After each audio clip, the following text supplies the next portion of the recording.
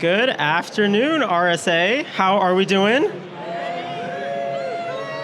Awesome. It's day 3, but I love that we still have the excitement and the energy. I'm going to hope to keep it continue with this talk. My name is Divjot Bawa. I am a CyberCore AI Policy Fellow at CISA. And today, it's my job to convince you of one thing.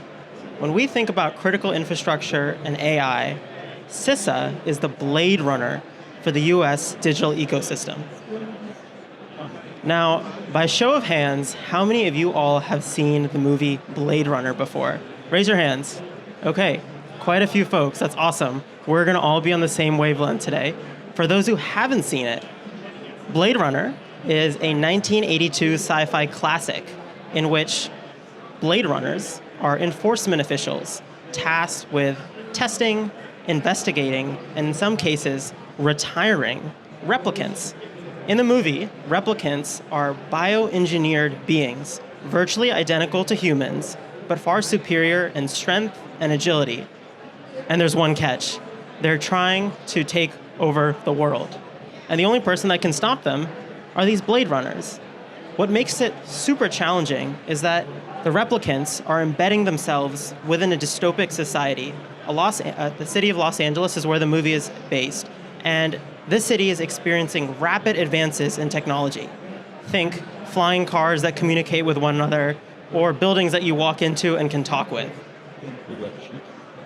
Coming back to reality, at CISA, I've been thinking a lot about critical infrastructure and artificial intelligence, specifically how owners and operators across our country can safely and securely adopt AI while also mitigating the risks. And what I want to put forward for you all today is that in some way, both of these stories are kind of similar. When we look at the Blade Runner movies, essentially, the Blade Runners were trying to mitigate unpredictability and risks as it relates to the risks that were posed by the replicants, all with the end goal to safeguard the future of this dystopic Los Angeles city.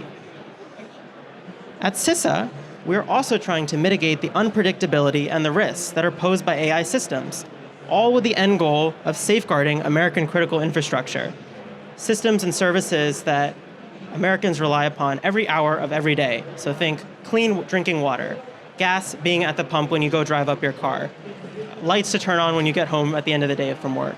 And when I speak about unpredictability, I'm talking about two things.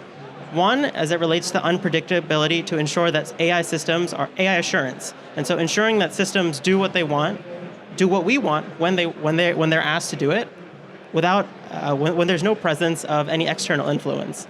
And the second piece of unpredictability is when it's probed by a malicious user or a non-malicious user, are those AI systems able to do what we want them to do? And so I'm going to try to make this comparison a little bit stronger through the following 4 points. First, I want to talk to you all about why CISA is uniquely positioned to accomplish this.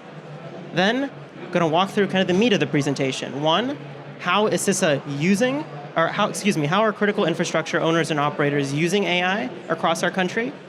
What are the risks that we're noticing as a result of such adoption, and how is CISA thinking about those risks? And then finally, what are some of the steps that we're taking to mitigate those risks? I'm going to take each of those in turn. So first, why is CISA uniquely positioned? In the movie, for those who watched, you may remember that the Blade Runners were uniquely equipped to tackle bringing down the replicants. So why is CISA uniquely equipped? I would put forth 3 reasons. First, CISA is America's cyber defense agency. We serve as the technical and operational lead for cyber defense, identifying threats and vulnerabilities for the FSEP, as well as building cyber capacity for critical infrastructure, data, networks all across our country. Second, CISA is one of the many, depending on who you ask, implementors for President Biden's affirmative vision on trustworthy AI. Last October, as some of you may know, the administration took a huge step towards operationalizing this goal of trustworthy AI by releasing the executive order on safe and secure AI. And when I refer to trustworthy, I'm talking about AI that is safe, AI that is secure, AI that is resilient, that is fair, etc.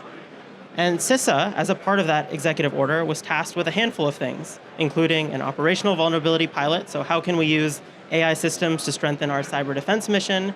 CISA was also asked to contribute in the development of AI red teaming, and what we're talking about today, protecting critical infrastructure owners and operators through the adoption of AI. And then the final mission set for why CISA is uniquely positioned is we are the national coordinator for U.S. critical infrastructure security and resilience. And so some of you may have seen last week, the National Security Memorandum 22 reaffirmed this role. And so diving a little bit deeper into this third point, what are the 16 sectors that CISA oversees? Well, here they are. And they are incredibly, incredibly diverse. Everything from chemical to commercial facilities, to energy and water, to healthcare and information technology.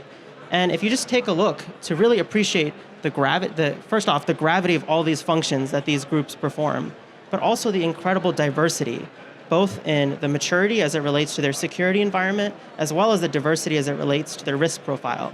And so these critical infrastructure sectors are responsible for ensuring the physical security, the cybersecurity, emergency communications, and risk management across all of these different organizations that fall within these sectors. To help with that, sector risk management agencies, or SRMAs, are tasked with assisting in their physical and cybersecurity. And so CISA serves as at the SRMAs for 8 of those sectors, but we also have others, like Treasury for Financial, for example. Okay, so now we have a baseline of where CISA is coming at for this, where CISA is coming at to this problem. Now let's dive a little bit deeper into how CISA is observing owners and operators actually adopting AI. And so let's walk through a couple of quick examples. First, water utilities using AI systems to detect leakages in their pipes or see where the next repair should be. Organizations working together to predict the future of energy demand and where systems might fail. Or the U.S. Postal Service to improve mail delivery by using AI systems to automate and improve efficiency. And so as you can see from just a couple of these examples, the use cases, the profiles, the models, the systems, incredibly diverse. And so the Biden administration wanted to get a better handle on all the different use cases across the sectors. And so in the executive order, CISA was tasked in conjunction with the SRMAs to inventory and catalog all the different adoption use cases, and in addition to the risks that those adoptions raised. And so what CISA did when we conducted this in January of 2024, so just this year, we boiled 150 distinct use cases that we got back into these 10 categories. And it's a really, really interesting chart. It's listed in descending order of frequency, from operational awareness for those in the back, performance optimization to R&D, systems and planning, and physical security. And this is, so what are some of the trends that we see as a result of this data? First, as kind of the theme of this week on AI has both risks and benefits. And so how do we navigate that double-edged sword paradox? Second, AI is primarily supporting systems that were already partially automated. And so if we go back to the slide, you see the applications that have the highest frequency in terms of use cases are operational awareness, performance optimization, automation of operations. Okay, so that tracks. And then finally, critical infrastructure sectors noted that AI could support solutions for many long-standing persistent challenges in the future that they've been facing. So think supply chain security or bolstering cyber defense, for example. So now let's move to the risks. What are some of the risks that we've observed across all of these different use cases, and how is CISA thinking about that? Really, there are 3 categories: attacks using AI, attacks targeting AI systems, and then failures in design and implementation. And I want to just quickly take each of these in turn. So attacks using AI. For those who attended the State of Cybersecurity, the keynote yesterday, we heard that AI primarily for cyber offense is being used for social engineering, specifically crafting better, more targeted phishing emails. Large language models, for example, are helping hackers abroad to overcome the obstacle that language has posed and crafting more believable emails, for example. Second is attacks targeting AI systems. So think of cyber operations that are going after sensitive data, model weights, algorithms, etc. And then finally is failures in design and implementation. So on the design front, this can be models that don't account for bias, that are brittle in nature. And on the implementation front, this could be a lack of subject matter experts that are there to properly deploy the model or maintain the model as the use case, as the context continues to evolve. Okay, finally, what are we doing to mitigate some of these risks? And I really want to talk about one key example, which is the safety and security guidelines that DHS, Department of Homeland Security, in which CISA lives, and CISA put out just a few weeks ago.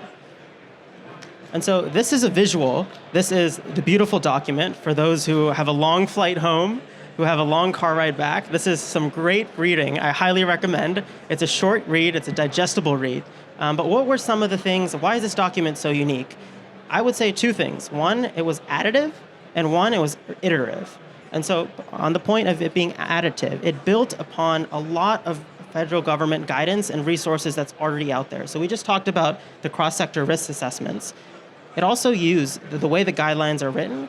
They operationalize the NIST AI risk management framework, which is the foundational document that the US government has put out to create trustworthy AI systems across the AI development lifecycle. So from development to implementation to maintenance. And so there are, if you read the NIST AI risk management framework or the guidelines, you'll see that our mitigations are structured in 4 categories: govern, map, measure, and manage.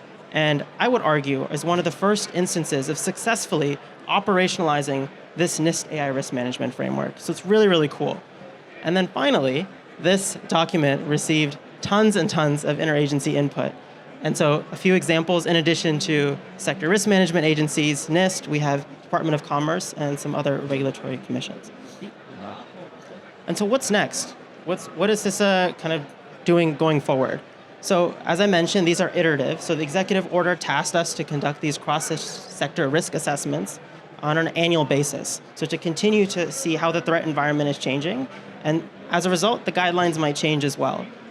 It's also going to serve as a launch pad for future action. And so the Secretary Mayorkas was here at RSA and talked about the newly launched DHS AI Safety and Security Board, which has adopted critical infrastructure as its primary use case. And so these guidelines will be a great launch pad to spearhead and start that conversation. And then finally, implementation. As owners and operators kind of see the final version of this product, final version of these guidelines, and start to implement them in their own day-to-day practice, we're going to notice gaps. Does that mean additional guidance? Do we need to do additional analysis? And going from there, CISA will take action. So I want to quickly, just to close, come back to go back to where we started from, which was the movie Blade Runner. And so hopefully from my presentation, you can kind of see how that, the comparison, the journey that I laid out earlier, how that comparison exists. But if there's one thing I can leave you with, if there's one crucial difference. And so what is that difference, you might be asking?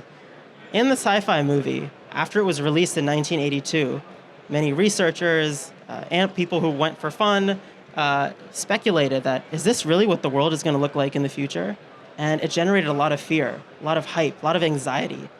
And at CISA, when we think about artificial intelligence, we're humble enough to know that we don't have all the answers. We don't know where the technology is headed, and we know things can change.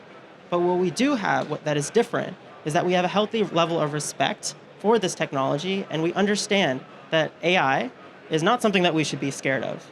Instead, it's something that we should appreciate the potential for transformative benefits, but also to ensure that we don't run into some of the challenges that took place in this movie.